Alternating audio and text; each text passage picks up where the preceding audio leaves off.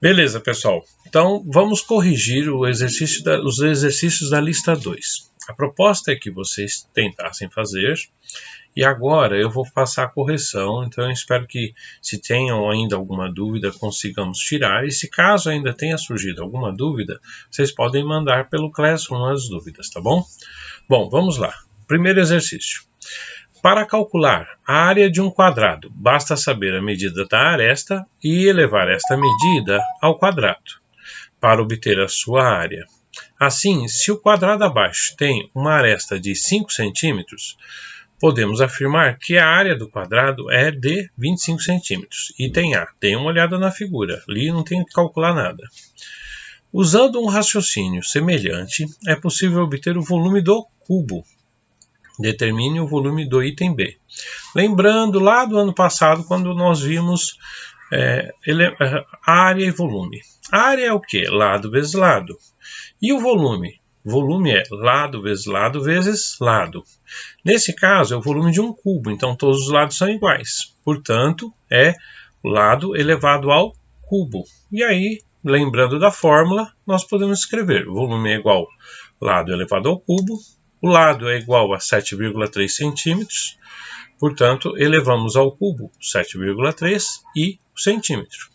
O resultado, então, será 7,3 vezes 7,3 vezes 7,3, que é 389,017 centímetros cúbicos. Beleza? Lembrando, quando nós fazemos as potências, é a base vezes ela mesma a quantidade de vezes que o expoente indica. Beleza?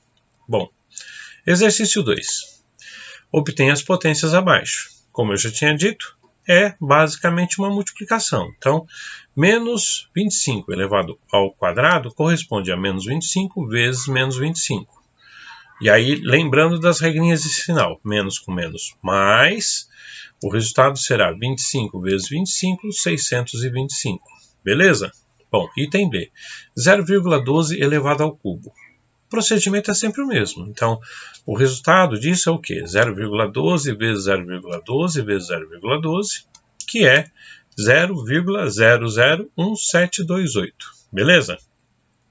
Posso escrever isso na forma de fração também, mas não preciso. Item C. 5 quartos elevado à quarta.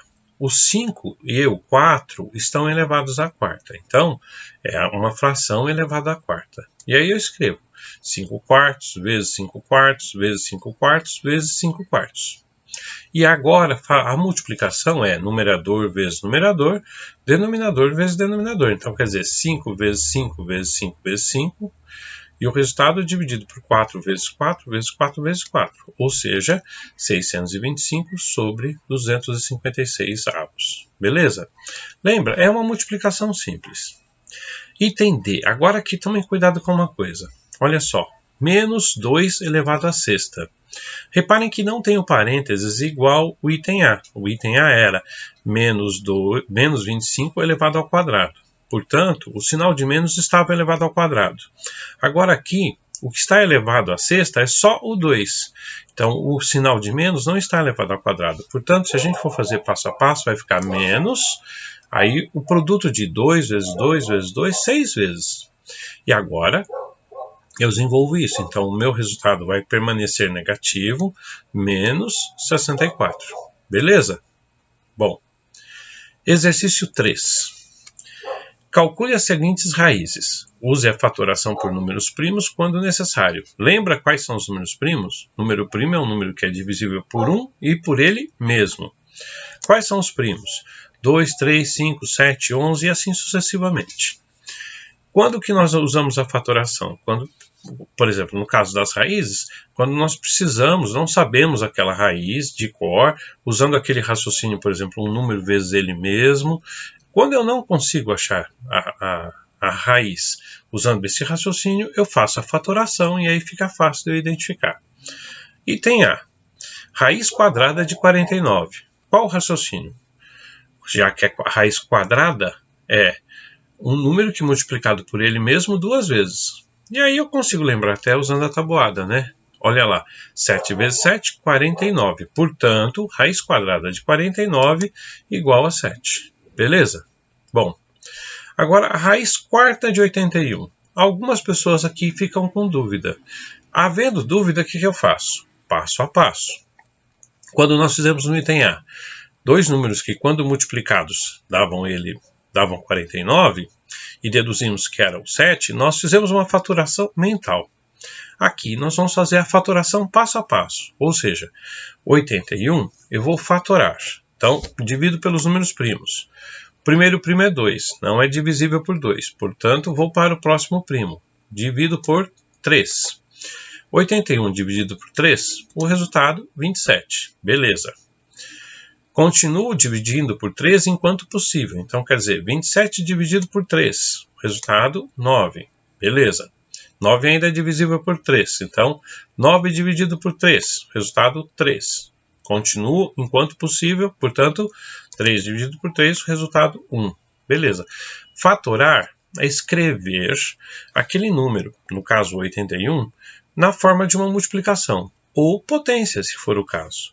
Porque, olha só, 81 é o quê? 3 vezes 3 vezes 3 vezes 3. Então, eu posso agrupar isso na forma de uma potência e já que a minha raiz é a raiz quarta, eu agrupo de 4 em 4. Portanto, 81 é igual a 3 elevado à quarta. Pronto. Agora eu posso substituir o 81 por 3 elevado à quarta. Então ficou assim, reescrevendo raiz quarta de 3 à quarta. Lembrando, eu posso simplificar agora que os índices o índice da raiz e o expoente, quando são iguais, eu posso simplificar. Simplificando isso, então, a raiz quarta de 81 igual a 3. Beleza? Notem que aquele raciocínio de 3 vezes 3, 9 vezes 3, 27 vezes 3, 81, ainda é válido, mas começa a ficar mais difícil, tá? Bom, agora vamos apagar esse rascunho para fazer o exercício C. Então, exercício C.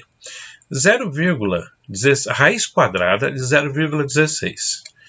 Observa que quando eu tenho uma raiz com um número decimal, convém eu reescrever na forma de uma fração. Então, se eu reescrever isso na forma de uma fração, vai ficar raiz quadrada de 16 centésimos.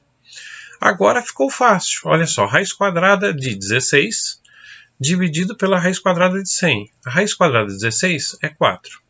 A raiz quadrada de 100 é 10. Portanto, o resultado é 4 décimos. Joia?